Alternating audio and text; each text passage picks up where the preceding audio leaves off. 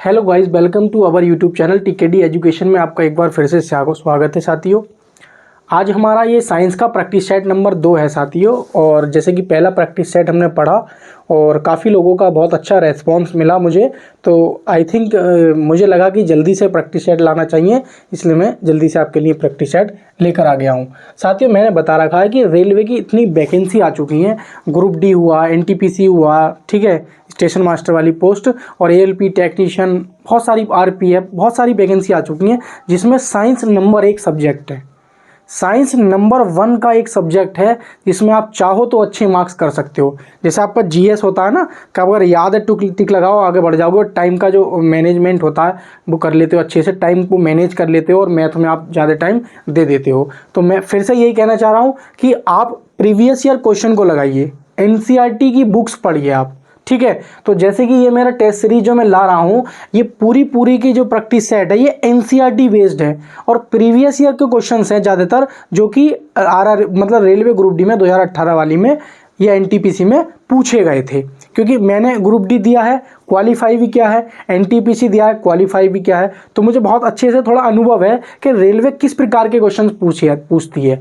तो मैं उसी प्रकार के प्रश्न आपके सामने ला रहा हूँ और ये भी मैं विश्वास दिलाता हूँ ज़्यादातर एग्जाम में क्वेश्चन इसी प्रकार के फंसेंगे। तो मैं कोशिश ये करता हूँ कि हर क्वेश्चन पर कम से कम नहीं तो आपके जितने क्वेश्चन बनते हैं वो करा दिया करूँ, ठीक है। तो आइए साथियों, आज का हम सेशन स्टार्ट करते हैं। लेकिन एक बात ध्यान रखना, हर क्वेश्चन का कमेंट में जवाब देना ज़्यादातर, और लास्ट में ये ज़रूर बताना आपके 25 में से कितने सही गए थे, ठीक है।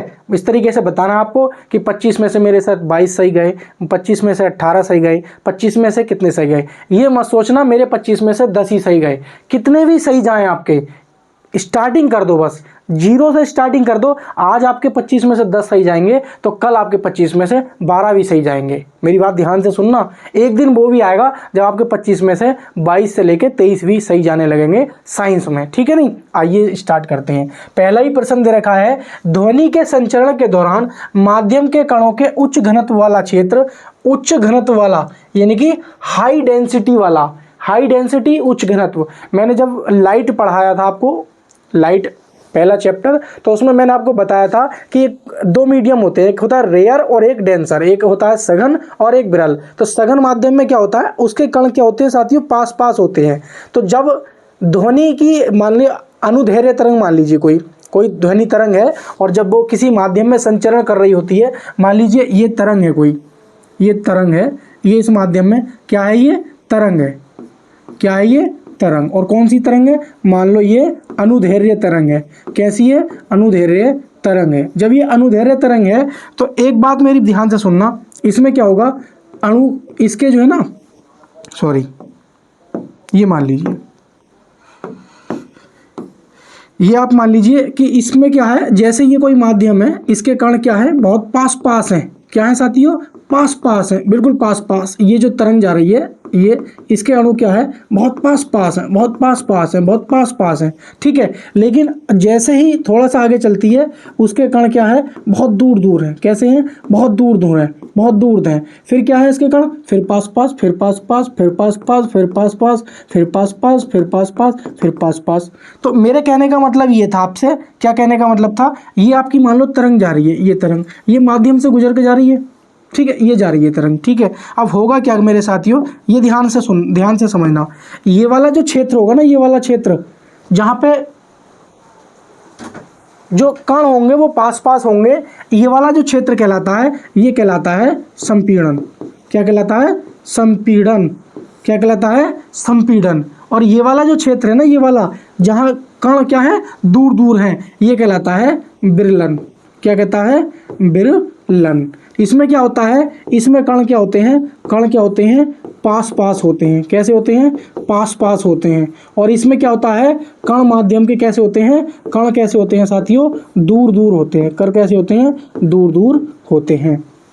बात समझ में आ रही है। तो ये जो आपका उच्च घनत्व वाली बात जो थी, मैंने बताया कि संचरण के दौरान माध्यम के कणों के उच्च घनत्व का क्षेत्र कहलाता है। एक होता है हमारा अनुनाद, एक होता है विरलन, एक होता है संपीडन, एक होता है दोलन। तो इसमें से राइट आंसर क्या होगा, अब समझ में आ गया होगा। उच्च घनत्व, जहां पे उच्च घनत्व किसे कहते हैं हम, जिसमें क्या होता है साथियों, कण कैसे होते हैं, कण पास पास होते हैं, कण पास पास होते हैं, और उस माध्यम को क्या कहते हैं, सघन माध्यम कहते हैं, डेंसर मीडियम कहते हैं। ठीक है, तो ये क्या, इसका राइट आंसर क्या हो जाएगा, विरल। क्या हो जाएगा, विरल। तो मुझे जरूर कमेंट बॉक्स में बताना कि कितने लोगों का आंसर क्या आया, आपका सी आया है, कमेंट बॉक्स में जरूर बताना।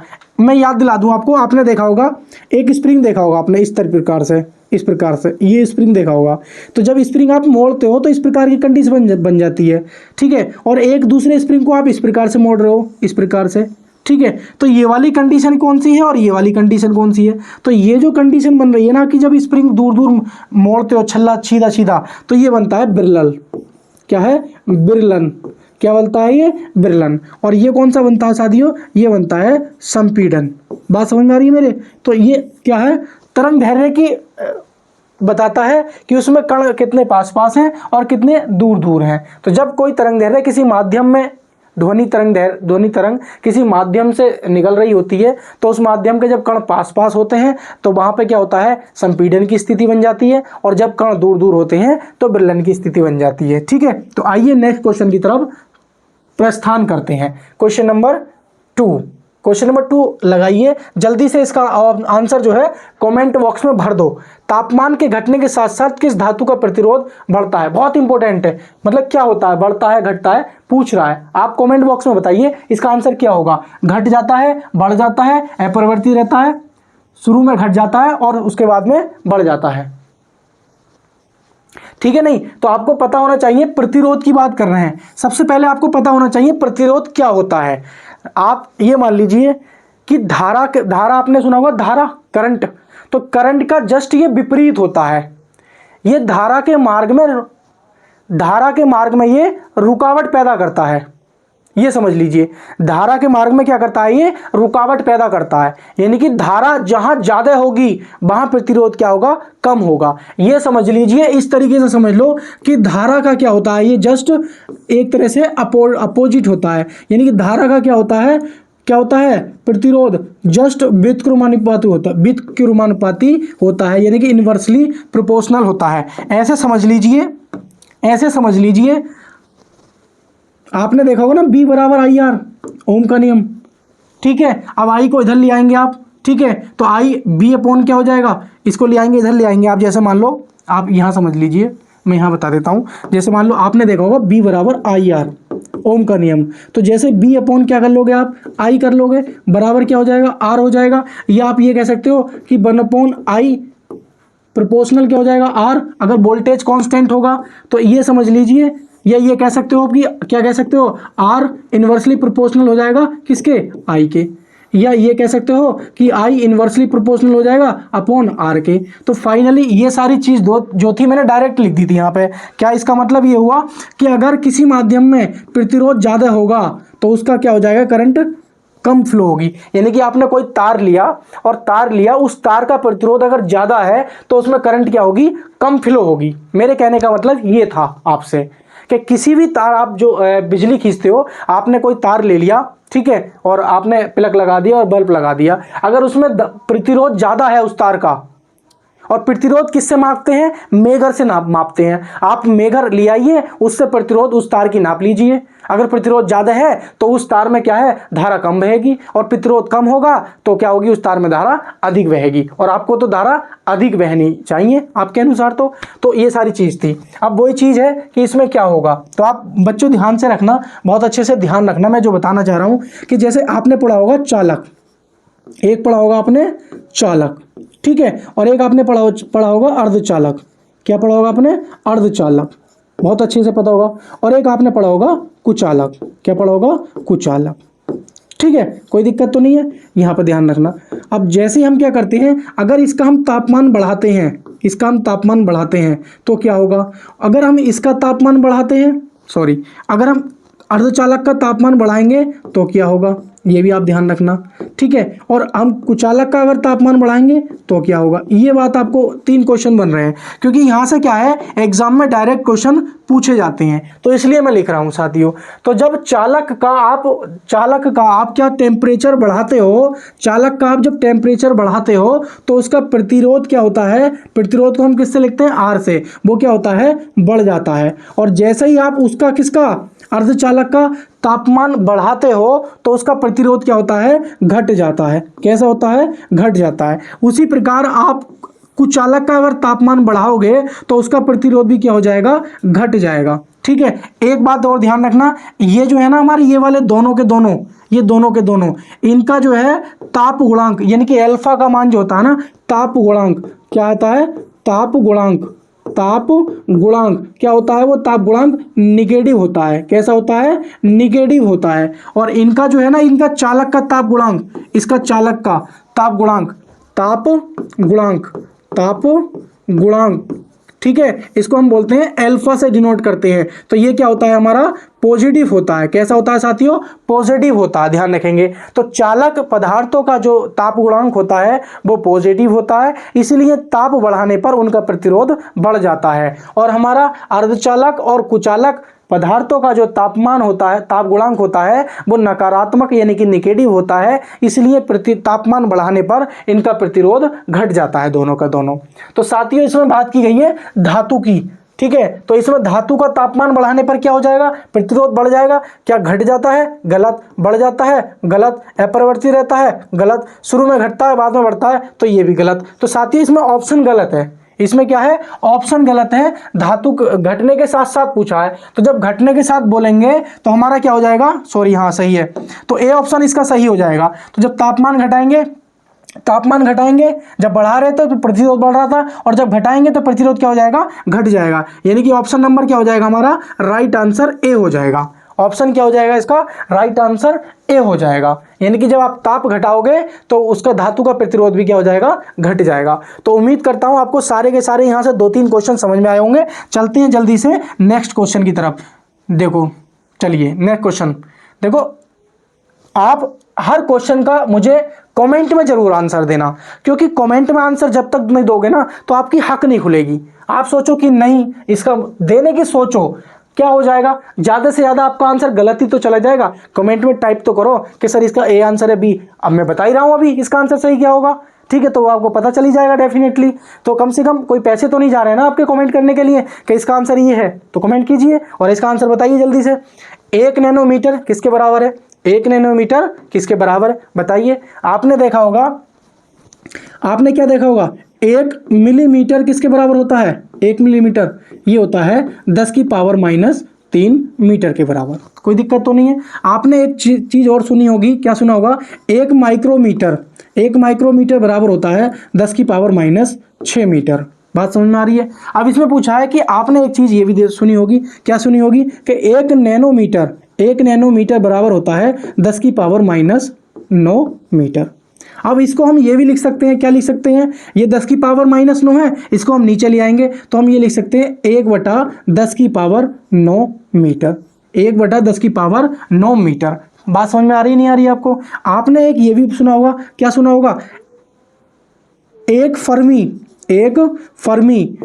बराबर कितना होता है, 1 फर्मी बराबर होता है 10 की पावर -15 मीटर। आपने ये भी सुना होगा, ठीक है नहीं। तो ये सारे के सारे आप अच्छे से नोट कर लेना, क्योंकि ये सारे के सारे क्या हैं, ये सारे के सारे क्या हैं आपके लिए इंपॉर्टेंट है। कैसे है ये, इंपॉर्टेंट है। अब बता दीजिए कि 1 नैनोमीटर जो बराबर होगा वो किसके बराबर होगा, 1 नैनोमीटर किसके बराबर होगा, अब बता दीजिए किसके होगा, 1/10 की पावर -8 के, या 1/10 की पावर 8 मीटर के, या 1/10 की पावर 9 मीटर के, या 1/10 की पावर, देखो ये तो होगा नहीं। क्यों नहीं होगा, क्योंकि 1/10 की पावर कितना कह रहा है, ये -9 कह रहा है। इसको हम ऊपर ले जाएंगे तो कितना बन जाएगा, 10 की पावर 9 बन जाएगा मीटर। तो ये तो हो नहीं सकता, क्योंकि हमारा क्या होना चाहिए, ये होना चाहिए, ठीक है नहीं। लेकिन ये जरूर है, क्योंकि हम जब इसको नीचे लाएंगे तो ये बन रहा है देखो, तो इसलिए ऑप्शन नंबर क्या हो जाएगा, सी क्या हो जाएगा, इसका राइट आंसर हो जाएगा। सी क्या हो जाएगा साथियों, राइट आंसर आपका हो जाएगा। चलिए नेक्स्ट क्वेश्चन की तरफ चलते हैं। ठीक है, तो उम्मीद करता हूं काफी लोगों का ये क्वेश्चन सही गया होगा। अब क्वेश्चन नंबर 4 की तरफ चलते हैं, जल्दी से इसका आंसर दीजिए मुझे। क्वेश्चन नंबर 4 की तरफ चलते हैं। एक वस्तु की गतिज ऊर्जा और स्थिति ऊर्जा के योग को क्या कहा जाता है? यांत्रिक ऊर्जा, गतिज ऊर्जा, विद्युत ऊर्जा, गुरुत्वाकर्षण ऊर्जा। बहुत ज्यादा इंपॉर्टेंट सवाल है ये और बहुत आपने पढ़ा भी है। इंटर हाई स्कूल आप करके आए हो, फिजिक्स या साइंस साइड से की है, तो डेफिनेटली आपको इसका आंसर पता होगा। ठीक है नहीं, चलिए इसका आंसर दीजिए कमेंट बॉक्स में, जल्दी दीजिए। दे दिया होगा। अब आइए देखो, गतिज ऊर्जा क्या बोलते हैं? पोटेंशियल काइनेटिक एनर्जी, इसको क्या बोलते हैं? Kinetic energy. इसको क्या बोलते हैं? स्थिति ऊर्जा को पोटेंशियल एनर्जी। क्या बोलते हैं? Potential energy. और इसको योग क्या कहता है? आपने सुना होगा, यांत्रिक ऊर्जा का नाम सुना होगा। ठीक है, तो यांत्रिक ऊर्जा बराबर होता है, क्या होता है? यांत्रिक ऊर्जा के बराबर होता है पोटेंशियल एनर्जी और काइनेटिक एनर्जी। तो आपको पता होना चाहिए कि काइनेटिक एनर्जी का जो फॉर्मूला होता है वो क्या होता है? 1/2 mv²। ठीक है, दूसरा ध्यान रखेंगे, पोटेंशियल एनर्जी का जो फॉर्मूला होता है वो क्या होता है? mgh। बात समझ में आ रही है? तो ये गतिज ऊर्जा और ये स्थिति ऊर्जा। आपने देखा होगा एक पिंड इस तरीके से ढलान पे है, मान लीजिए ये पिंड ढलान पे है, ये मान लीजिए पिंड है और ये पृथ्वी तल है और ये ढलान पे है, ये पिंड ऊपर है ना, ये ढलान है इस तरीके से। और जैसे ये पिंड मान लो नीचे आएगा, जैसे ये पिंड नीचे आएगा इस तरीके से, तो क्या होगा? इस पिंड की क्या इस समय क्या है? इसमें स्थितिज ऊर्जा है। तो जब इसकी स्थितिज ऊर्जा गतिज ऊर्जा में बदल जाएगी, जब ये पिंड नीचे आएगा तो इसकी स्थितिज ऊर्जा क्या हो जाएगी? गतिज ऊर्जा में बदल जाएगी। बात समझ में आ रही है? क्या हो जाएगी? इसकी स्थिति ऊर्जा गतिज ऊर्जा में बदल जाएगी। और जैसे ये पिंड ये ऊपर जाएगा तो ये क्या होगा? इसकी गतिज ऊर्जा धीरे धीरे स्थितिज ऊर्जा में बदलनी स्टार्ट हो जाएगी। जैसे ये पिंड ऊपर जाएगा तो इसकी क्या हो जाएगी? गतिज ऊर्जा क्या हो जाएगी? धीरे धीरे क्या हो जाएगी? स्थिति ऊर्जा में चेंज होना स्टार्ट हो जाएगी। तो थोड़ा मच्छर बहुत परेशान करती है, मच्छर बैठ जाते हैं तो बोर्ड क्या हो जाता है? ब्लैक हो जाता है, ब्लॉक हो जाता है। ठीक है नहीं, तो ये ध्यान रखेंगे। तो ये बात समझ में आ रही है? तो कहने का मतलब ये है, कुल मिला के भाई स्थिति ऊर्जा बढ़ती है तो गतिज ऊर्जा क्या हो जाती है? घट जाती है। और जहां हमारी गतिज ऊर्जा बढ़ेगी वहां स्थिति ऊर्जा बढ़ जाएगी। यानी कि कुल मिला के दोनों एक बढ़ती है दूसरी घट जाती है, और एक बढ़ती है तो दूसरी घट जाती है। दोनों का योग क्या होता है? हमारा यांत्रिक ऊर्जा होता है, मैकेनिकल एनर्जी होता है। दोनों का योग क्या होता है? नियतांक होता है। दोनों का योग क्या होता है? कांस्टेंट होता है। तो मेरी बात समझ में आ रही है आपको? क्या समझ में आ रही है? आप ध्यान रखेंगे, मैकेनिकल एनर्जी बराबर होता है, क्या होता है? इन दोनों का योग क्या होता है? मैकेनिकल एनर्जी यानी कि यांत्रिक ऊर्जा। क्या? यांत्रिक ऊर्जा। ठीक है, इन दोनों का योग क्या कहलाता है? जिसे हम कांस्टेंट कहते हैं, वो यांत्रिक ऊर्जा होती है। और वो क्या होती है? Kinetic energy plus potential energy. Kinetic energy क्या होती है हमारी? 1/2 mv² प्लस क्या होती है हमारी? Potential energy mgh। क्या होती है? mgh। और ये क्या हो जाएगा हमारा? Mechanical energy. तो ये साथियों ध्यान रखेंगे, अच्छे से थोड़ा आप नोट कर लेना, क्योंकि इस पर न्यूमेरिकल पूछे जाते हैं आपसे।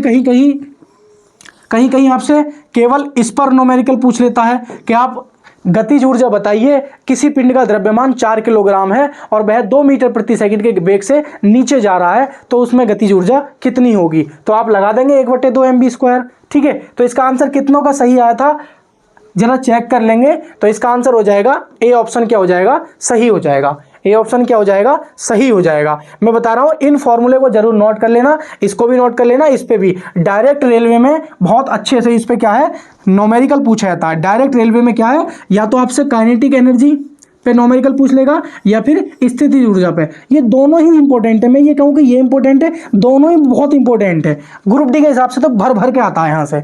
ठीक है नहीं, चलिए आइए नेक्स्ट क्वेश्चन पे चलते हैं साथियों। नेक्स्ट क्वेश्चन क्या कह रहा है? Question number 5।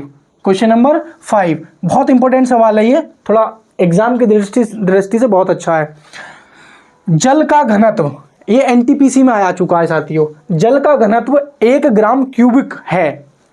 यह बिल्कुल सही है 0 डिग्री सेल्सियस पर, 4 डिग्री सेल्सियस पर, 25 डिग्री सेल्सियस पर, 100 डिग्री सेल्सियस पर।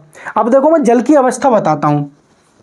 जल की अवस्था क्या होती है? आपने देखा होगा, ये हमारी क्या होती है? ये हमारी ठोस में भी हो सकती है, यानी कि हम कह सकते हैं ठोस में भी हो सकती है, ये ठोस में भी हो सकती है और द्रव में भी हो सकती है, ये वाली जो अवस्था है। यानी कि मान लीजिए आपके पास 0 डिग्री सेल्सियस पर कोई बर्फ है और उसको आपने हीट दी, 0 डिग्री सेल्सियस की हीट दी, तो वो क्या है, बर्फ पानी में पिघल जाएगा। तो वो पहले क्या था, ठोस में, बाद में क्या हो जाएगा, द्रव में। तो ये हो सकता है। तो उस कंडीशन में क्या होगा, अब आपने देखा होगा 4 डिग्री सेल्सियस पे क्या होता है, जल का जो होता है ना, जल का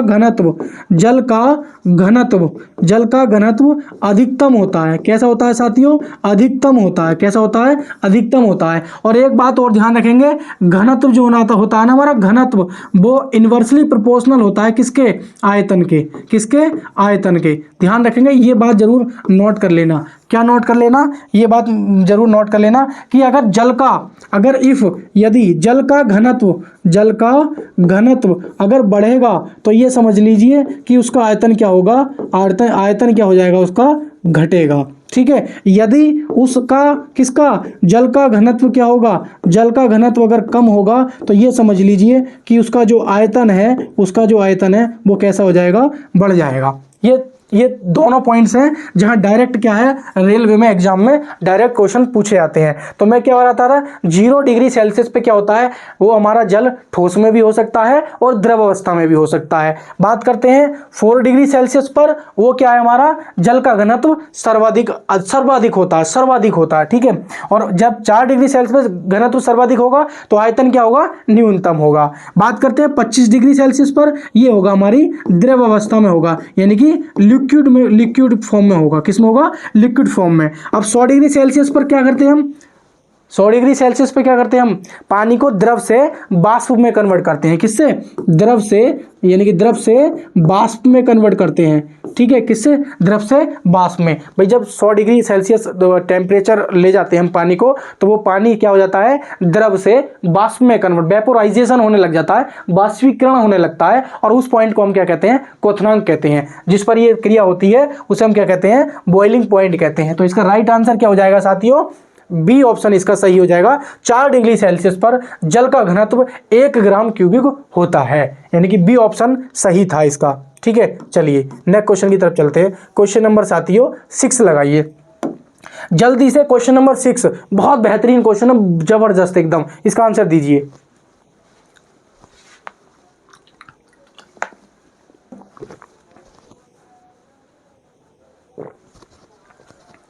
जल्दी से इसका आंसर दीजिए। एक श्वेत चिकनी सतह कैसी होती है, ताप की अच्छी अवशोषक तथा अच्छी परावर्तक, ताप के खराब अवशोषक तथा अच्छा परावर्तक, ताप की अच्छी अवशोषक तथा खराब परावर्तक, ताप की खराब अवशोषक तथा खराब परावर्तक। मेरी बात समझो, इसमें बात की है श्वेत और एक चिकनी सतह। तो चिकनी सतह को तो एक बार को आप रोक लो, लेकिन जैसे ही बात आई है ना श्वेत की, जैसे मेरी बात समझने की कोशिश करना। आपको एक संदेश दिया जाता है, नॉर्मली कहावत भी है और कहा जाता है, ऐसे उपदेश दिए जाते हैं लोगों को गर्मियों के समय में कि आप सफ़ेद वस्त्र पहने, आपको गर्मी कम लगेगी। उसका कारण पता है क्या होता है, जब सूर्य से प्रकाश आता है ना, तो उस प्रकाश क्या होता है, उसमें 7 रंगों वाला प्रकाश आ रहा होता है। जब 7 रंगों वाला श्वेत प्रकाश हमारी शर्ट पे पड़ता है, जैसे मान लीजिए मेरी ये शर्ट है तो आसमानी, लेकिन सपोज कर लीजिए ये वाइट शर्ट है। कैसी शर्ट है, वाइट शर्ट है। जब वाइट शर्ट होगी, जब इस पर मान लीजिए प्रकाश पड़ेगा, तो पड़ने के बाद मेरी शर्ट ये उस श्वेत प्रकाश की किरणों को क्या कर देगी, रिफ्लेक्ट कर देगी, वापस उस माध्यम में वापस कर देगी, यानी कि परावर्तित कर देगी। और जब परावर्तित कर देगी तो क्या होगा, मेरी शर्ट क्या है, एक भी प्रकाश की किरणों को एब्जॉर्ब नहीं कर रही है, इसलिए इसका क्या होगा, तापमान बहुत कम होगा और मुझे क्या है, गर्मी में सफ़ेद शर्ट पहनने से गर्मी कम लगेगी। गर्मियों के मौसम में सफ़ेद शर्ट पहनने से क्या होगी, गर्मी कम लगेगी। तो एक श्वेत तथा चिकनी सतह कैसी होती है, तापमान मतलब क्या होती है, ताप की अच्छी अवशोषक या परावर्तक। तो आपको पता होना चाहिए परावर्तक होगी, सबसे पहले क्या होगी, परावर्तक। ठीक है। तो अच्छी परावर्तक, तो देखो अवशोषक वाला जो होगा ना, ये हमारा ऑप्शन ही गलत होगा, क्योंकि ताप की अच्छी अवशोषक तो हो ही नहीं सकती वो। तो अवशोषक ये भी नहीं, अवशोषक ये भी नहीं है, नहीं तो ये हाँ, 1 मिनट रुकना, माफ़ी चाहता हूँ। ये देखो, अब आइए, अच्छी अवशोषक गलत, अच्छी अवशोषक गलत, खराब अवशोषक सही हो सकता है। अच्छी अवशोषक ये देखो, दो ऑप्शन कट गए, ए भी कट गया और सी भी कट गया। अब देखो अच्छी परावर्तक बिल्कुल सही बात है, ये हो सकता था, लेकिन हमने पहले काट दिया तो इसको तो हम देखेंगे ही नहीं, इसको तो हम देखेंगे नहीं। लेकिन अब समझो बी और डी में देखेंगे, अच्छी परावर्तक या खराब परावर्तक। भाई खराब परावर्तक तो हो ही नहीं सकती ना, तो हमारी क्या होगी, अच्छी परावर्तक। अच्छी परावर्तक देखो, ताप की अवशोषक खराब है, क्योंकि जब प्रकाश की किरण आएगी तो एक भी प्रकाश की किरण को अब्जॉर्ब नहीं करेगी, तो तापमान के रूप में क्या हो गई, खराब अवशोषक हो गई। और परावर्तक के रूप में अच्छी है, यानी कि सारे के सारे प्रकाश को परावर्तित कर देती है। तो इसका राइट आंसर क्या हो जाएगा, बी ऑप्शन क्या हो जाएगा, सही हो जाएगा। ये डी भी नहीं होगा, बी ऑप्शन क्या हो जाएगा, सही हो जाएगा। ठीक है। और एक चीज और मैं बता दूं, आपने देखा होगा, नोट कर लेना, मैं नोट ही करा देता हूं आपको। देखो सफेद वस्त्र क्या करता है, सफेद वस्त्र ये क्या करता है, ये सभी रंगों के प्रकाश को परावर्तित करता है। और काला वस्त्र क्या होता है, काला वस्त्र ये क्या करता है, अवशोषित करता है, अवशोषित करता है।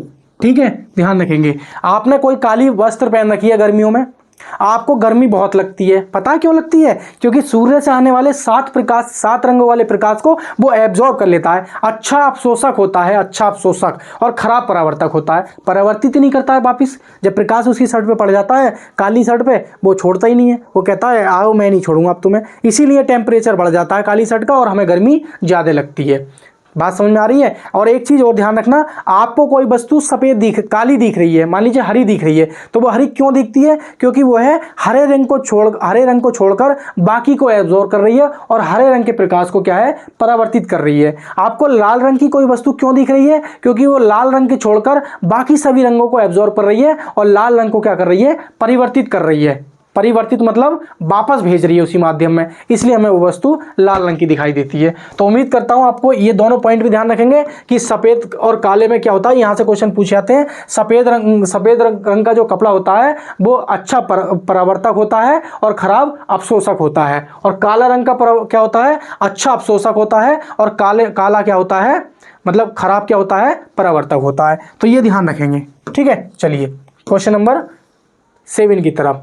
क्वेश्चन नंबर 7 का आंसर बताइए क्या होगा इसका आंसर। एक मोटरसाइकिल 90 किलोमीटर प्रति घंटा की रफ्तार से चलती है एवं ब्रेक लगने पर 5 सेकंड के बाद रुकती है। जाहिर सी बात है, ब्रेक लगेगा, उस पर बल लगेंगे तो रुकेगी। यदि मोटरसाइकिल एवं सवार की कुल मात्रा, यानी कि मात्रा मतलब मास कितना हो, 200 किलोग्राम हो, तो ब्रेक द्वारा आरोपित बल की गणना कीजिए। देखो आपको दिया हुआ क्या है, इसमें दिया हुआ आपको प्रारंभिक वेग दे रखा है, ये कितना दे रखा है, यू का मान ये दे रखा है 90 किलोमीटर प्रति घंटा। आप इसको कन्वर्ट कर लीजिए मीटर प्रति सेकंड में। जब आप मीटर प्रति सेकंड में कन्वर्ट करोगे तो 5/18 से मल्टीप्लाई करोगे। देखो बड़ी यूनिट को जब हम छोटे में जाते हैं तो छोटे से मल्टीप्लाई करते हैं, यानी कि छोटा 5 ऊपर आना चाहिए। अगर मैं यही मीटर प्रति सेकंड होता और किलोमीटर प्रति घंटा में चेंज करता तो 18 वाले से मल्टीप्लाई करता, यानी कि 18/5 से मल्टीप्लाई करता। ठीक है नहीं, तो हम इसको कट कर लेंगे, 18 पंजे 90 और 5 पंजे कितना हो जाएगा, ये 25 मीटर प्रति सेकंड, यानी कि प्रारंभिक वेग निकल के आ गया मेरे पास 25 मीटर प्रति सेकंड। आपको टाइम दे रखा है, टाइम कितना दे रखा है, 5 सेकंड आपके पास क्या दे रखा है, टाइम दे रखा है। साथ ही साथ में द्रव्यमान दे रखा है, यानी कि m का मान कितना दे रखा है, 200 किलोग्राम दे रखा है। ठीक है, अब 200 ग्राम तो दे रखा है और आपसे पूछा क्या है, बल पूछा है। आपको पता है F बराबर क्या होता है साथियों, F बराबर होता है ma। और ये भी ध्यान रखेंगे A बराबर क्या होता है, B बराबर होता है U प्लस AT। ठीक है, यहां से अगर हम A का मान निकालेंगे तो B माइनस U बराबर हो जाएगा AT, और जब A का मान निकालेंगे तो ये हो जाएगा B minus U upon T। तो ये हमारा क्या हो जाएगा, त्वरण का मान हम गति की प्रथम समीकरण से हम निकाल लेते हैं। तो ये A का मान उठा के हम यहाँ रख देंगे, जैसे ही रखेंगे तो F बराबर आ जाएगा M का मान कितना है, m 200, और b a का मान कितना हो जाएगा, b माइनस यू अपॉन कितना हो जाएगा, t। और जैसे इसकी वैल्यू हम रखेंगे, m का मान कितना है 200, b का मान कितना है, अंतिम वेग 0, और u का मान कितना है 25 मीटर प्रति सेकंड अपॉन टी का मान कितना है 5, और जैसे ही हम 5 से काटेंगे 200 को तो कितनी बार चला जाएगा 5 चौक 20 यानी कि 40 बार, और 25 की और 40 की गुणा करेंगे तो ये आ जाएगा माइनस के 1000 न्यूटन। क्या आ जाएगा माइनस के 1000 न्यूटन, यानी कि बी ऑप्शन क्या हो जाएगा सही हो जाएगा। ध्यान रखना माइनस क्यों आया है साथियों, माइनस इसलिए आया है क्योंकि हमारा जो बल है विपरीत दिशा में लग रहा है। आप जब सड़क पे चल रहे हो, गाड़ी चल रही है, आप ब्रेक लगाते हो तो ब्रेक अपोजिट डायरेक्शन में लगाते हैं और टायर आगे भाग रहे होते हैं, तभी हमारी गाड़ी रुक पाती है। अगर सेम डायरेक्शन में हम क्या है ब्रेक लगाएं जिस दिशा में गाड़ी भाग रही है तो गाड़ी रुकेगी नहीं और तेज भागेगी, गाड़ी की रफ्तार और तेज हो जाएगी। इसलिए हमें क्या लगाना पड़ता है, ब्रेक हमेशा अपोजिट डायरेक्शन में लगते हैं, विपरीत बल लगा रहे हैं, इसीलिए हमारा जो है माइनस में ये 1000 न्यूटन आया है निकल के। क्वेश्चन नंबर 8, इसका आंसर दीजिए और लगाइए। बिलियन का पीएच मान, कोई एक बिलियन है ए, कोई ए बिलियन है, उसका पीएच मान 6 है। जिसका बिलियन बी है उसका पीएच मान 8 है। बिलियन सी है उसका पीएच मान 2 है। ठीक है, एक ए है उसका 6 है और बी है उसका 8 है और सी है उसका पीएच मान 2 है। तो किस बिलियन के में हाइड्रोजन आयन मतलब समझ रहे हो H प्लस की सांद्रता सबसे अधिक होगी। ठीक है, आपको पता होना चाहिए, क्या पता होना चाहिए साथियों, पीएच मान जो बराबर होता है माइनस के लॉग, ठीक है, माइनस के लॉग H प्लस के, ये होता है। यहां से हमारा निकल के आ जाएगा साथियों, क्या निकल के आ जाएगा, पीएच मान जो होता है वो इन्वर्सली प्रोपोर्शनल होता है H प्लस बोले तो हाइड्रोजन आयन की सांद्रता। H प्लस क्या है, ये H जो है हाइड्रोजन आयन की सांद्रता, और ये क्या है बिलियन का पीएच मान। बात समझ में आ रही है? तो आपको पता होना चाहिए, क्या पता होना चाहिए, आपके पास 3 ये पता होना चाहिए, क्या पता होना चाहिए कि अगर किसी विलयन का पीएच मान अधिक है, अगर किसी विलयन का पीएच मान अधिक है तो उसमें हाइड्रोजन आयन की सांद्रता क्या होगी, कम होगी। बात समझ में आ रही है? अगर हाइड्रोजन आयन की सांद्रता आपको अधिक चाहिए तो वो जो है विलयन का पीएच मान कम होना चाहिए। अर्थात ये लिखेंगे, अर्थात अगर पीएच मान कैसा है आपका अधिक है तो उसमें क्या है हाइड्रोजन आयन की सांद्रता कैसी होगी, कम होगी। अगर आपका पीएच मान कैसा है, पीएच मान आपके पास कोई बिलियन है और उसका पीएच मान कम है तो उस बिलियन में हाइड्रोजन आयन की सांद्रता कैसी होगी, अधिक होगी। यानी कि जिसका पीएच मान कम होगा उसमें हाइड्रोजन आयन की सांद्रता अधिक होगी। आइए आप समझने की कोशिश करिए। देखो मान लीजिए ये ए है, ये बी है और सी है। भाई इसका पीएच मान कितना है, ए का 6 है, बी का कितना है 8 है और सी का कितना है 2। ये देखो इनके जो पीएच मान है, सबसे ज्यादा पीएच मान किसका है, बी का है। जब पीएच मान अधिक होगा तो हाइड्रोजन में आयन की सांद्रता कितनी होगी, कम होगी। लेकिन अगर पीएच मान जिसका कम होगा यानी कि अम्लीयता जिसकी कम होगी, अम्लीयता कम होगी, पीएच मान कम होगा, अम्लीयता उसकी अधिक होगी, पीएच मान, बात समझ में आ रही है? तो वो क्या होगा, हमारा हाइड्रोजन आयन की सांद्रता क्या होगी, अधिक होगी। तो पीएच मान कम किसका है, सी का। सी वाले विलयन का पीएच मान कैसा है, कम है। और जब कम है तो क्या हो जाएगा, जब पीएच मान कम होता है तो वो वाला विलयन कैसा होता है, वो होता है हमारा अम्लीय। कैसा होता है, अम्लीय। यहां पर रख देता हूं, जिसका पीएच मान कम होता है वो कैसा होता है, अम्लीय होता है। कैसा होगा, अम्लीय होगा। और जिसका पीएच मान अधिक होगा वो कैसा होगा, क्षारीय होगा। वो कैसा होगा, क्षारीय होगा। ये बात ध्यान रखना। तो इसलिए ध्यान रखेंगे क्या होगा, जिसका जो है पीएच मान कम होगा उसमें हाइड्रोजन आयन की सांद्रता अधिक होगी। तो पीएच मान कम किसका है, विलियम सी का। विलियम सी का पीएच मान कम है तो उसमें हाइड्रोजन आयन की सांद्रता क्या होगी, अधिक होगी। इसलिए हमारा सी ए वाला जो ऑप्शन है वो करेक्ट हो जाएगा। ए ऑप्शन जो है हमारा करेक्ट हो जाएगा। कितने लोगों का आंसर ये गया था सही, बताना मुझे ना, कितने लोगों का आंसर ये सही गया था। ठीक है, चलिए 9 क्वेश्चन और इसका आंसर आप मुझे जल्दी बताइए कमेंट बॉक्स में, क्या होगा इसका आंसर, जल्दी बताओ इसका आंसर।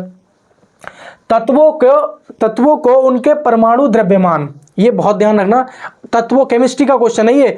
तत्वों को उनके परमाणु द्रव्यमान के आधार पर वर्गीकृत करने का श्रेय किसे जाता है।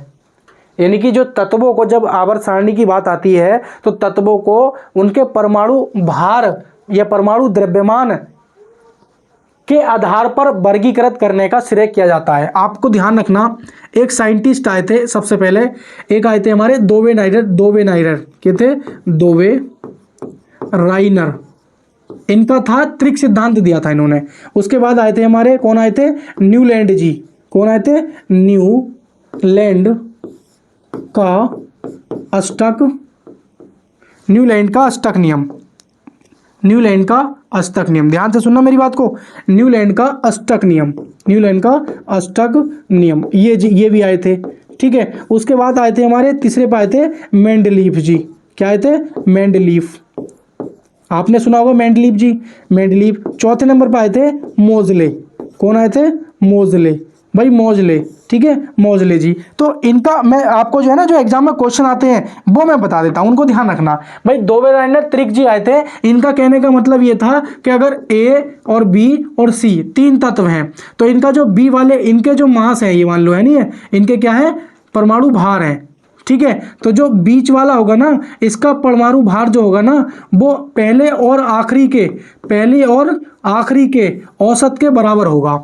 इन्होंने ये कहा था, कि इन्होंने कहा था, दोवे नाइरन जी ने, इनका त्रिक सिद्धांत था, इन्होंने तीन तत्वों को लिया था और इन्होंने कहा था कि बीच वाले का जो परमाणु भार होगा पहले और आखिरी के औसत के बराबर होगा, या पहले और दूसरे के योग के आधा होगा। ये बात इनकी फेल हो गई। फिर आए थे न्यूलैंड का अष्टक नियम, इन्होंने कहा था कि पहले तत्व के जो रासायनिक और भौतिक गुण हैं वो आठवें तत्व से मिलेंगे। इन्होंने क्या कहा था कि पहले तत्व के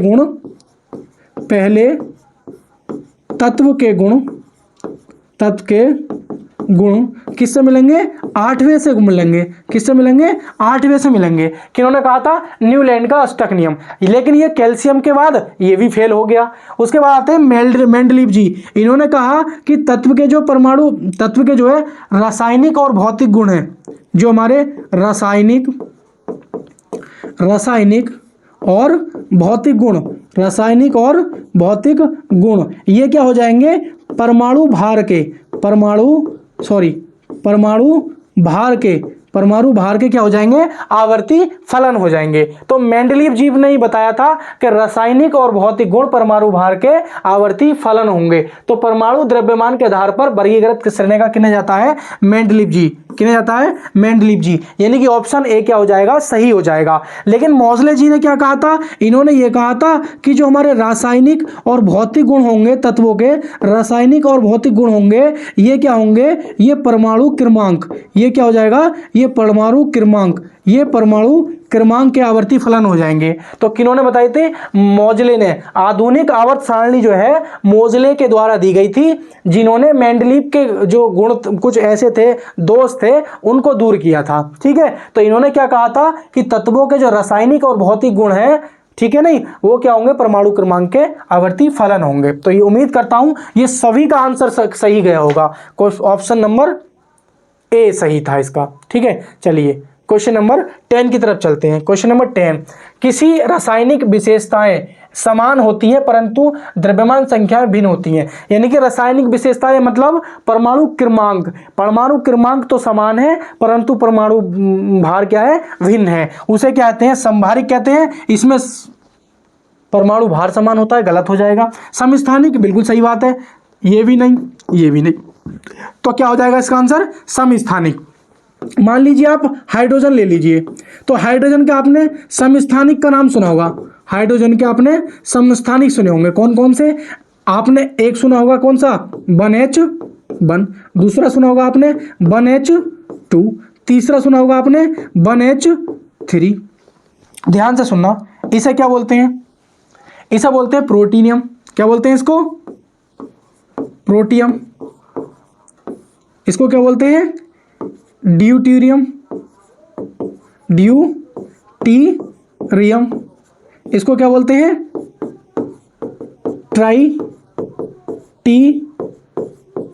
ट्राइटीनियम।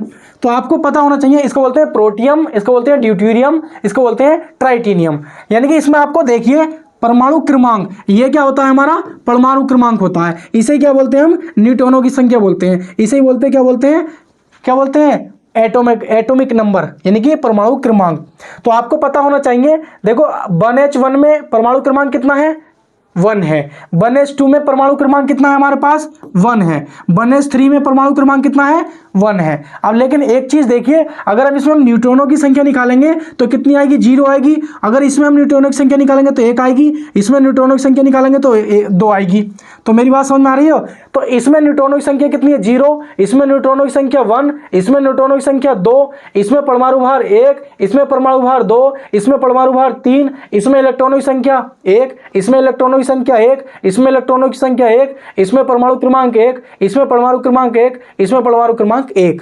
तो ये हमारे क्या है? हाइड्रोजन के 3 समस्थानिक हैं। तो आपको पता होना चाहिए रासायनिक विशेषताएं, यानी कि परमाणु परमाणु परमाणु क्रमांक, परमाणु क्रमांक। फिर बैठ गया क्या भाई? दुष्ट, ये दुष्ट बैठ गया, ठीक है नहीं? क्या है? परमाणु क्रमांक। क्या है? परमाणु क्रमांक, ठीक है नहीं? ठीक है नहीं? विशेषताएं समान होती है किसकी? समस्थानिक की। ऑप्शन नंबर बी सही था। चलिए क्वेश्चन नंबर 11। क्वेश्चन नंबर 11, निम्नलिखित में किस सक्रिय गैस का इलेक्ट्रॉनिक विन्यास, निम्नलिखित में से किस गैस का इलेक्ट्रॉनिक विन्यास क्या होगा साथियों? बताना है आपको कि किस गैस का इलेक्ट्रॉनिक विन्यास क्लोराइड आयंस में होता है, यानी कि क्लोराइड आयन के इलेक्ट्रॉनिक विन्यास के समान होता है। इसके कहने का मतलब ये है, क्या नियोन, हीलियम, क्रिप्टॉन, आर्गन। आइए मैं समझाता हूं। देखो पहले तो आप Cl को देखियो, ये हमारे पास है Cl माइनस। भाई नॉर्मली Cl का कितना होता है? नॉर्मली Cl का होता है 17। कितना होता है इसका? 17, ठीक है नहीं? तो आप इसमें एक माइनस है तो आप इसको क्या लिखोगे? 17 + 1, यानी कि एक किसी से ये ले लिया है इसने उधार, तो 17 + 1, तो मतलब इसका कितना हो जाएगा? परमाणु क्रमांक 18। और जब इसका इलेक्ट्रॉनिक विन्यास निकालेंगे तो ये हो जाएगा 2, 8 और फिर 8, 2, 8, 10 और 8, 18। तो ये क्या हो जाएगा? इलेक्ट्रॉनिक विन्यास हो जाएगा। ये जिस तत्व का इलेक्ट्रॉनिक विन्यास है इसमें से अगर किसी के मैच खा जाता है तो वही क्या हो जाएगा? हमारा राइट आंसर हो जाएगा। आपको पता है NNE, नियोन, इसका कितना होता है? एटॉमिक नंबर 10 होता है, तो इसका इलेक्ट्रॉनिक विन्यास हो जाएगा 2, 8। बात समझ में आ रही है? उसी प्रकार हीलियम, इसका कितना होता है? 2, तो इसका कितना हो जाएगा? केवल 2। उसके बाद होता है क्रिप्टॉन, ठीक है नहीं? इसका होता है 39 होता है शायद, ठीक है नहीं? तो इसका कितना हो जाएगा? नहीं, ये होता है 32, सॉरी, कितना होता है इसका? 32। कितना होता है? 36 होता है, ठीक है नहीं? तो ये हो जाएगा 2, 8, 8 और ये हो जाएगा 18। क्रिप्टॉन का होता है 36। कितना होता है? 36, 36 एटॉमिक नंबर होता है क्रिप्टॉन का, तो इसलिए क्या हो जाएगा? ये हो जाएगा। और आर्गन का होता है 19। क्या होता है? 19। तो ये हो जाएगा हमारे पास 2, माफी चाहता हूं साथियों, आर्गन का होता है 18। कितना होता है साथियों? आर्गन का होता है 18, क्योंकि अब हम सभी गलत कर देंगे तो एक तो आंसर होना चाहिए, तो मैं गलत कर रहा था इसका मतलब। तो आर्गन का कितना होता है? 18। तो कितना हो जाएगा? 2, 8 और कितना हो जाएगा? 2, 8, 8, 2, 8, 2, 8, 8, यानी कि ये हमारा क्या हो जाएगा? डी ऑप्शन क्या हो जाएगा साथियों? सही उत्तर हो जाएगा। डी ऑप्शन सही उत्तर हो जाएगा कि निम्नलिखित में से किस अक्रिय गैस का इलेक्ट्रॉनिक विन्यास क्लोराइड आयंस में होता है? तो क्लोराइड आयंस बोला था, निगेटिव था, तो हमने इसका एटॉमिक नंबर निकाला, 18 हो गया। तो 18 जिसके समान आया वही हमारा क्या हो जाएगा? राइट आंसर हो जाएगा। तो उम्मीद करता हूं आप लोगों को ये क्वेश्चन भी अच्छे से समझ में आ गया होगा। Question number 12। क्वेश्चन नंबर 12, अभी तक वैज्ञानिक द्वारा पदार्थ की कितनी अवस्थाएं तय की गई हैं? तो आपको पता है एक अवस्था होती है हमारी, क्या होती है? अरे फिर कोई दुष्ट बैठ गया हमारे बोर्ड पर, ये देखो बैठा है इधर, ये हैगा। चलिए, तो क्या होती है? एक होती है हमारी ठोस, दूसरी होती है हमारी द्रव, तीसरी होती है गैस, चौथी होती है हमारी प्लाज्मा, ठीक है, प्लाज्मा, और पांचवी होती है हमारी जो नई अवस्था है बोस आइंस्टीन, बोस आइंस्टीन। क्या है हमारी? बोस आइंस्टीन। क्या है साथियों? Bose Einstein, Bose Einstein. इसकी जो खोज की थी ना, ये जो हमारी ये वाली है, इसकी जो खोज की थी वो सत्येंद्र, ठीक है, सत्येंद्र नाथ बोस ने इसकी खोज की थी, ध्यान रखेंगे, सत्येंद्र नाथ बोस ने। ये मानव द्वारा निर्मित अवस्था है, ध्यान रखेंगे। ये जो है ना चारों की चार है, ये चारों की चारों प्राकृतिक हैं। कैसी हैं ये? प्राकृतिक अवस्था है। कैसी है? प्राकृतिक अवस्था है ये चारों की चारों। लेकिन ये कैसी अवस्था है? ये साथियों ये कृत्रिम अवस्था है। कृत्रिम चीज किसको बोलते हैं? जो मानव द्वारा निर्मित होती है। तो इसीलिए बता रहा हूं ये बोस आइंस्टीन जो अवस्था है ये संभव नहीं है, ये संभव नहीं है। ये क्या है? सत्येंद्र नाथ बोस ने इसकी खोज की थी और ये कृत्रिम है और ये जो है हमारी चार प्राकृतिक है। ठीक है। प्लाज्मा कैसे बनता है ध्यान रखेंगे, जब हम इसको जो है ना करोड़ों डिग्री सेल्सियस पर हम गर्म कर देते हैं तो हमारी प्लाज्मा अवस्था बन जाती है। यानी गैस की आयनीकृत अवस्था को हम क्या कहते हैं? प्लाज्मा कहते हैं। जब गैस को हम बहुत अधिक टेम्परेचर पर गर्म करते हैं तो वो क्या है? अपने आयंस में टूट जाती है, पॉजिटिव और नेगेटिव में। वही अवस्था जो आयनीकृत होती है उसी को ही हम क्या कहते हैं? प्लाज्मा कहते हैं। उसी को क्या कहते हैं साथियों? प्लाज्मा कहते हैं। और ठोस द्रव गैस के बारे में तो आप जानते ही हो। तो कितनी अवस्थाएं हैं? ऑप्शन नंबर बी, यानी कि 5 अवस्थाएं क्या हो जाएंगी? इसका सही उत्तर हो जाएगा। चलिए नेक्स्ट क्वेश्चन पे चलते हैं। Question number 13। क्वेश्चन नंबर 13 इसका आंसर बताइए जल्दी से, भर वर्ग के कमेंट बॉक्स में बताइए। क्वेश्चन नंबर 13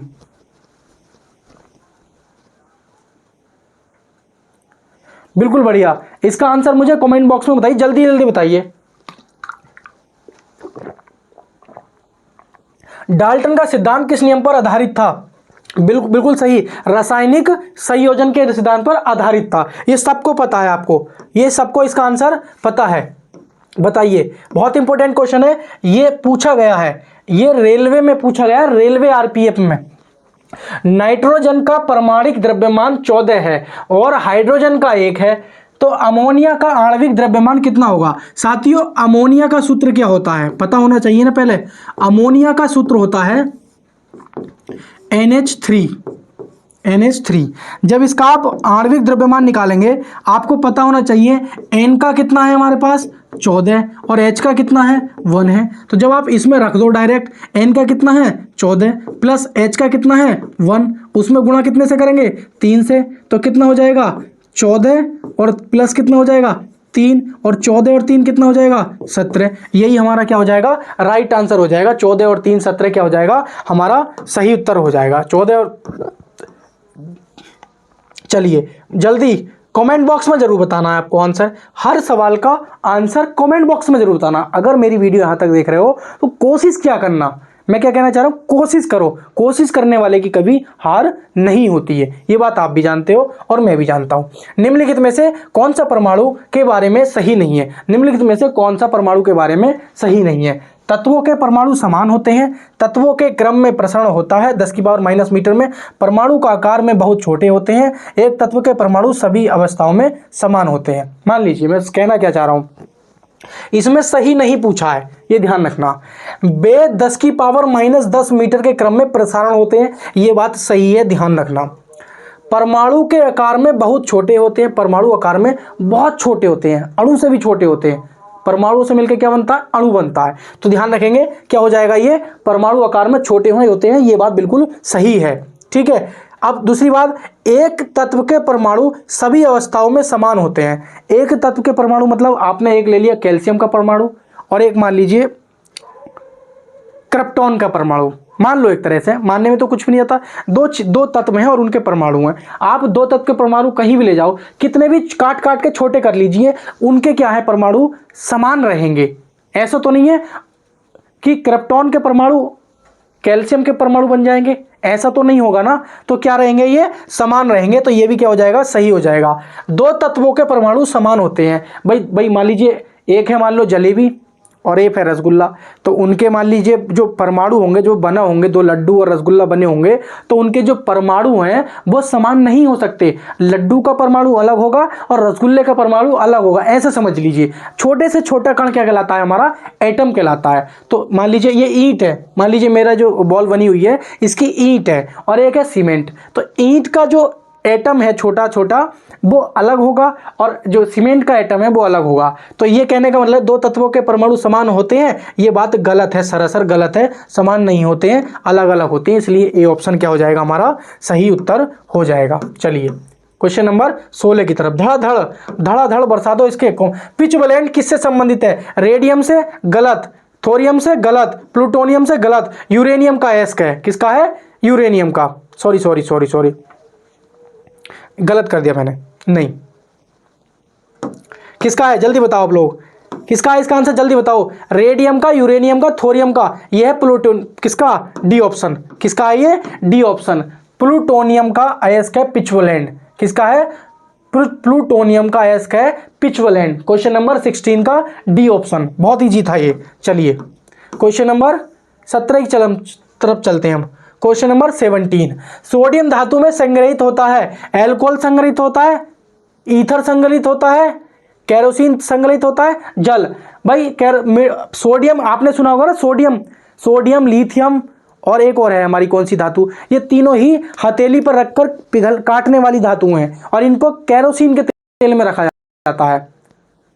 इनको खुला नहीं छोड़ा जाता है क्योंकि ये क्या कर देते हैं? वायु की उपस्थिति में आकर आग लगा देते हैं। इसलिए इनको जल में नहीं रखा जाता है। जल में नहीं रखा जाता है। ईथर में रखा जाता है? नहीं। मिट्टी के तेल में रखा जाता है। यानी कि सी ऑप्शन क्या हो जाएगा? सही हो जाएगा। मिट्टी के तेल में रखा जाता है। सोडियम हुआ, लिथियम हुआ, सीजियम हुआ। ठीक है, ये सारी चीजें ध्यान रखना। अरक्तता इसको बोलते हैं एनीमिया। अरक्तता को बोलते हैं एनीमिया। ये एनीमिया एक बीमारी है। एनीमिया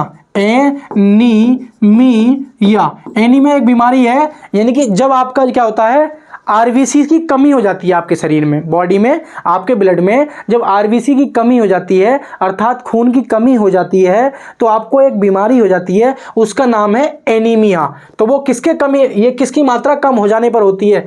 हीमोग्लोबिन, कैलोजन, डाईओग्लोबिमिन या मायोसिन। तो ये तीनों ऑप्शन गलत हैं साथियों। हीमोग्लोबिन क्या है? ये एक तरह का पिगमेंट है। किसका? लाल रंग का। यानी कि जब हमारे ब्लड में हीमोग्लोबिन की मात्रा कम हो जाती है तो हमारे खून की मात्रा भी क्या हो जाती है? कम हो जाती है और हमें कौन सी बीमारी हो जाती है? अरक्तता, एनीमिया हमारी बीमारी हो जाती है। ऑप्शन क्या हो जाएगा? ए हमारा क्या हो जाएगा? सही हो जाएगा। ऑप्शन क्या? ए क्या हो जाएगा हमारा? सही हो जाएगा। जल्दी जल्दी आंसर दो और कमेंट बॉक्स में जरूर बताना, लास्ट में जरूर बताना आपके कितने सही गए थे। ये जरूर बताना कितने सही गए थे। ठीक है। निम्नलिखित में से कौन सा रोग पर्याय वायु के माध्यम से फैलता है? प्लेग, टाइफाइड, ट्यूबरक्लोसिस, हैजा। देखो टाइफाइड ये आपको पता होना चाहिए, ये जीवाणु जनित रोग है, बैक्टीरिया। ये भी किससे होता है? ये भी जीवाणु से होता है, ध्यान रखेंगे। और हैजा ये भी क्या होता है? हमारा जीवाणु से होता है, जीवाणु से। ठीक है। लेकिन ये जो प्लेग होता है ना, ये किससे होता है? ये भी जीवाणु से होता है। वैसे होता जीवाणु से ही है, लेकिन ये क्या होता है? आपने देखा होगा चूहों, किसमें? चूहों के पिस्सू से फैलता है। चूहों के पिस्सू से फैलता है ये बीमारी। और साथ ही साथ ध्यान रखेंगे, एक तो चूहों के पिस्सू से फैलता है, दूसरा ये हवा से फैलता है। किससे? हवा से। महात्मा गांधी के टाइम में ये बीमारी फैली थी। जैसे आपने देखा होगा अभी हमारे 2 साल पहले कोरोना की एक बीमारी फैली थी, जो कि वायरस था एक प्रकार का, मतलब कहते ना था वायरस जैसा, मतलब हवा के माध्यम से फैल रही थी। एक प्रकार का वायरस ही उसकी संज्ञा दे दी गई थी कि भाई हाँ, किसी के संपर्क में बताना और पास मत जाना है ना, तो आपको भी कोरोना हो जाएगा। तो उस समय भी आपने देखा था कितने लोगों की मौतें हुई थी। तो वैसे कुछ ये बीमारी थी हवा से, प्लेग रोग जो था, जो महात्मा गांधी के समय में आया था, कि उसमें उस समय क्या होता, जिधर को हवा चल गई गाँव के गाँव तबाह हो गए।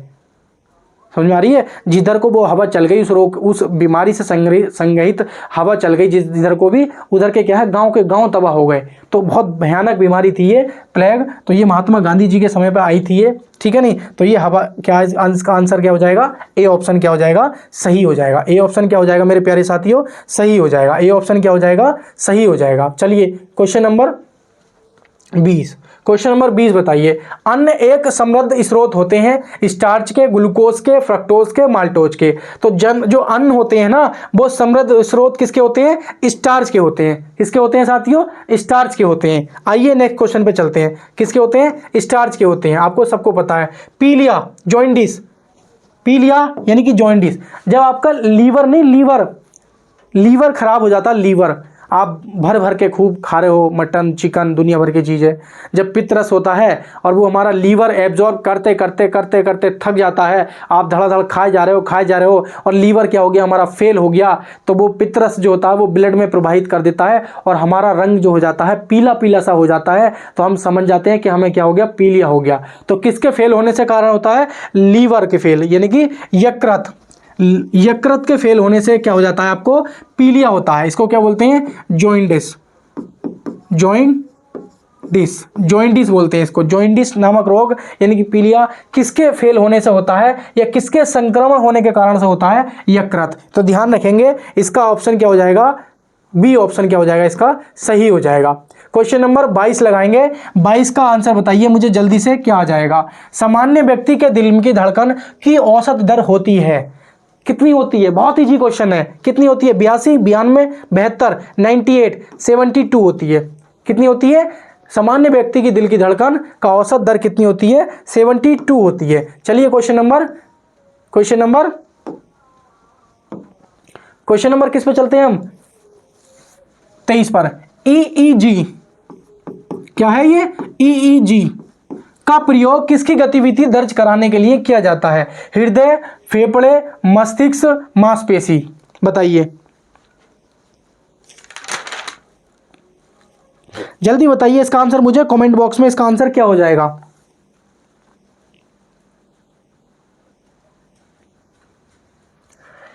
ध्यान रखेंगे। सबसे पहले आपको पता होना चाहिए इसकी फुल फॉर्म क्या होती है। इलेक्ट्रो, लिख लेना, इलेक्ट्रो इनसेफोग्राम, इलेक्ट्रोइनसेफोग्राम, EEG की। एक आपने सुना होगा नाम ECG, इलेक्ट्रोकार्डियोग्राम, इलेक्ट्रोकार्डियोग्राम। तो आपको पता होना चाहिए, ये 2 पॉइंट्स लिखे हैं मैंने। एक लिखा है मैंने EEG, इलेक्ट्रोइनसेफोग्राम, एक लिखा ECG, इलेक्ट्रोकार्डियोग्राम। तो कार्डियो नाम आया है तो ये हृदय से संबंधित है। किससे है, हृदय से। ये किससे है, सॉरी, ये किससे है, हृदय से, हाँ ठीक है, ये किससे है, हृदय से संबंधित है। और ये जो लिखा है ना इलेक्ट्रोइनसेफलोग्राम, ये हमारा है मस्तिष्क से, ये है हमारा मस्तिष्क से, मस्तिष्क। फिर से कोई मच्छर बैठा, देखो कहाँ बैठा है वे। तो ये किससे है साथियों, मस्तिष्क से है। तो इसका आंसर क्या हो जाएगा, जल्दी से मुझे बताएंगे इसका आंसर क्या हो जाएगा। किससे है ये, मस्तिष्क से। किससे है ये, मस्तिष्क से। तो EEG किससे संबंधित है, ये हमारा किससे है, मस्तिष्क से। और ये हमारा किससे है, हृदय से। क्या है, हृदय से हमारा ये ECG, इलेक्ट्रोकार्डियोग्राफ, ठीक है नहीं। तो ऑप्शन क्या हो जाएगा हमारा, सी ऑप्शन क्या हो जाएगा, सही उत्तर हो जाएगा। 23वें का सी हमारा सही उत्तर हो जाएगा। चलिए क्वेश्चन नंबर 24 की तरफ चलते हैं। बहुत इंपॉर्टेंट है ये तो, बहुत ज़्यादा। इसे तो वेरी वेरी इंपॉर्टेंट लगा लो। चल भाई तू क्या कर रहा है, इसे लगा लो आप इंपॉर्टेंट। ये आपसे पूछा है DPT का टीका किस रोग की रोकथाम के लिए लगाया जाता है, DPT। तो ध्यान रखेंगे DPT, इसकी फुल फॉर्म पता होनी चाहिए आपको। इसकी है डिप्थीरिया। क्या है इसकी फुल फॉर्म, डिप्थीरिया। और इसकी क्या है, पर्टूसिस। क्या है, पर्टूसिस। और इसकी क्या है, टीटनेस। टीटनेस, ये 3 प्रकार की बीमारियां होती हैं जब टीटनेस हो जाए, या परटूसिस हो जाए, या डिप्थीरिया हो जाए, यानी कि काली खांसी बोलते हैं इसको, ठीक है। जब ये तीनों में से कोई सी भी बीमारी हो जाती है तो आपको क्या है, डीपीटी का टीका लगता है, डीपीटी का। तो क्या कुकर खांसी? नहीं। टेटनस? नहीं, सॉरी माफी चाहता हूं। देखो काली डिप्थीरिया तो है ना हमारा आंसर, क्या भाई डीपीटी का टीका लगता है डिप्थीरिया के लिए, बिल्कुल सही। टेटनेस के लिए लगता है, बिल्कुल सही। कुकर खांसी के लिए लगता है, सही। ये जो है ना हमारी पर्टूसिस, इसी को बोलते हैं हम कुकर खांसी, इसी को हम बोलते हैं कुकर खांसी, इसी को क्या बोलते हैं, कुकर खांसी। कुकर खांसी किसको बोलते हैं, पर्टूसिस को बोलते हैं। तो इसका मतलब क्या हो जाएगा, 24वें का डी ऑप्शन सही हो जाएगा, 24वें का डी ऑप्शन सही हो जाएगा, ठीक है। नहीं, चलिए बहुत बढ़िया, आपको पता चल गया होगा कि आपके सारे के सारे जो क्वेश्चन थे वो सही गए या गलत गए, कितने सही गए कितने गलत गए, कमेंट बॉक्स में जरूर बताना। लास्ट क्वेश्चन है, जरूर बताना कमेंट बॉक्स में कितने सही गए। निम्नलिखित में से विषाणु, विषाणु बोले तो बैक्टीरिया, सॉरी वायरस, वायरस जनित रोग है। वायरस देखो हैजा मैंने बताया आपको बैक्टीरिया है, टाइफाइड मैंने बता दिया बैक्टीरिया है, ये क्या है हमारा वायरस है। किससा है ये, किससे है, एड्स किससे है भाई, वायरस से फैलता है, किससे, वायरस से। और ये किससे फैलता है, प्रोटोजोआ से। मलेरिया किससे है, मलेरिया प्रोटोजोआ, प्रोटोजोआ जनित रोग है, यानी कि हैजा बैक्टीरिया से फैलता है, मलेरिया प्रोटोजोआ से फैलता है, टाइफाइड बैक्टीरिया से फैलता है, एड्स वायरस से फैलता है। तो इसका राइट ऑप्शन क्या हो जाएगा, डी, वायरस से पूछा था। तो साथियों ये हमारे 25 क्वेश्चन थे, हम 25 ही क्वेश्चन लाएंगे। हमारी जब भी क्लास होगी 25 क्वेश्चन होंगे, साइंस के होंगे, एनसीईआरटी बेस्ड होंगे, प्रीवियस ईयर क्वेश्चन होंगे, railway, ALP, ALP technician, RPF, group D, NTPC, junior engineer, सबके लिए हमारा ये बैच होगा, साइंस का प्रैक्टिस बैच होगा और ये हमेशा चलता रहेगा, ठीक है। आप लेते रहें, निरंतर लेते रहें, कमेंट बॉक्स में आंसर जरूर देते रहें, आपके कितने सही जा रहे हैं कितने गलत जा रहे हैं, ताकि मैं भी अपने अंदर सुधार करूं और मैं आपको भी प्रेरित करूं कि आपको साइंस में कैसे सुधार करना है, ठीक है। नहीं तो चलते हैं साथियों, नेक्स्ट क्लास में मिलेंगे, तब तक के लिए नमस्कार, जय हिंद साथियों।